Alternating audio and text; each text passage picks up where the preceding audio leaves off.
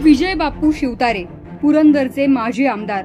2019 मध्ये अजित पवारांनी शिवतारे तू आता निवडून येतोच कसा असं म्हणत शिवतारेंच्या बाले किल्ल्यात जाऊन चॅलेंज दिलं होतं आणि हे चॅलेंज अजित पवारांनी खरंही करून दाखवलं।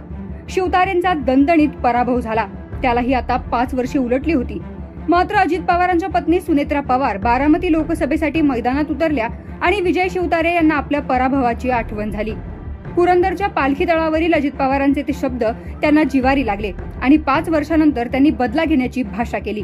मात्र अजित पवार विरुद्ध विजय शिवतारे असा सामना ऐन रंगात आला असताना शिवतारे यांनी अचानक माघार घेतली आणि त्यानंतर शिवतारांच्या पाठीमागे असणाऱ्या कार्यकर्त्यांची मात्र गोची झाली। त्यातीलच एका कार्यकर्त्याने आता विजय शिवतारे यांना खरमरीत भाषेत पत्र लिहिलंय। कार्यकर्त्यांना लिहिलेलं हे पत्र शिवतारेंच्या जिवारी लागणार हे नक्की।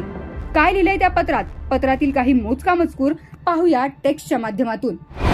बापू, मी तुमचा कट्टर समर्थक आहे। तुमच्या राजकीय प्रवासात कायम तुमच्या पाठीशी उभा असतो आणि राहीन सुद्धा।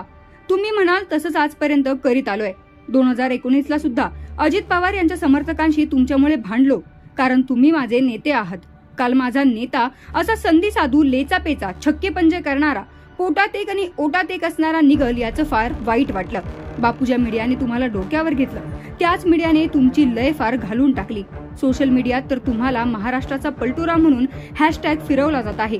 पुरंदरचा मांडवली सम्राट, पाकिट भेटलं का, घुमजाव, शिवतारे जमी पर, शेवटी आपला आवाका दाखवला, 50 खोके शिवतारे ओके, अशा खोचक कमेंटचा सोशल मीडियात मुसळधार पाऊस पडतो आहे। अजित पवारला माझा आवाका कळेल म्हणणारे तुम्ही आवाका दाखवण्याच्या आधीच शेपूट घातलाय। आता त्या 5,80,000 पवार विरोधी मतदारांनी नेमकं काय करायचं हे तुम्ही सांगू शकाल का? तुम्ही स्वतः हा घटनाक्रम घडून आणला की तुमचा बोलविता धनी दुसराच कोणी होता? आता तुमची वैयक्तिक भूमिका काय? तुम्ही राजकीय विश्वासार्हता शिल्लक आहे का? तुम्ही म्हणजे फाडा पोस्टर निकला किंवा नव्हेत का? आदरणीय बापू, याची ही उत्तरे तुम्ही दिलीच पाहिजे। असो, बारामती लोकसभेसाठी सुनेत्रा पवारांचं नाव समोर येताच विजय शिवतारे अचानक आक्रमक झाले होते। बारामती पवारांविरोधात लढणे ही नियतीने आपल्याला दिलेली असाइनमेंट आहे, त्यामुळे कोणत्याही परिस्थितीत मी माघार घेणार नाही अशी गर्जना शिवतारेंनी केली होती। मात्र मुख्यमंत्री एकनाथ शिंदे, उपमुख्यमंत्री देवेंद्र फडणवीस यांच्याशी चर्चा केल्यानंतर त्यांनी आपल्या बंडाची तलवार म्यान केली होती। एकनाथ शिंदे यांची अडचण होऊ नये म्हणून आपण निर्णय मागे घेत असल्याचं त्यांनी सांगितलं। मात्र त्यांच्या या निर्णयाने व्यथित झालेल्या एका कार्यकर्त्याने खरमरीत भाषेत लिहिलेलं हे पत्र सध्या सोशल मीडियावर चर्चेचा विषय ठरतंय। पुण्याहून किरण शिंदेचा रिपोर्ट, लोकमत.com।